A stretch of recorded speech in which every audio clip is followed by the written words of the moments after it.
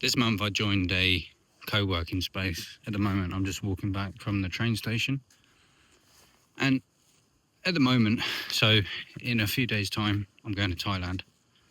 And I basically booked a one-way ticket. I've got a 5-year visa, digital nomad visa they call it. So I'm going on Saturday. And my friend was staying in Richmond before he went away. And that's about 15 minutes away from here on the train. So I was meeting him down there. He left. And then I wasn't really sure where to go one day. It was like a Saturday.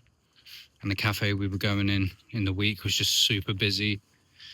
So I said, right, where else is actually good? Found this co-working space. Was like, I need to just get some stuff done today. So just sign me up. Ended up signing up for the month. And from like the day that I went in there, my productivity was just really good. And I think that there's just a number of things that contributed to that. The first one being that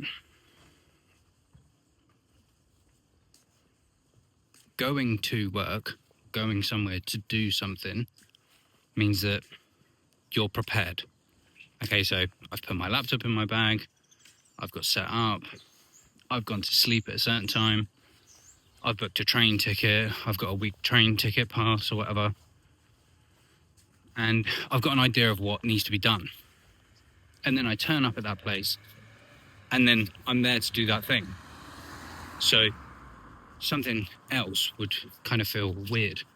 Like if I went there to work and then was on YouTube for an hour, you know, you would feel this internal conflict that that's probably not the best use of your time right now. And the thing that I'm experiencing right now, which I think is a massive part of it as well, is just when you're finished and you have to do a journey, you have to pack up, you have to go somewhere else. That's like closing the loop of the work, right? The work's done. You know, for me to start doing work and start thinking about work again, I'd need to be back on the laptop, get it all out, sit down, work it out, right? It's like, it's not just like a 2-second thing. Fucking hell, what's that? Loads of insects. Right, it's not a 2-second job. It's actually quite time consuming. So this ritual, and I'll get into this, why I think this is useful for me, because before I used to have, you know, the whole standing desk set up, the 2 screens, all that. And I would still just go to a cafe.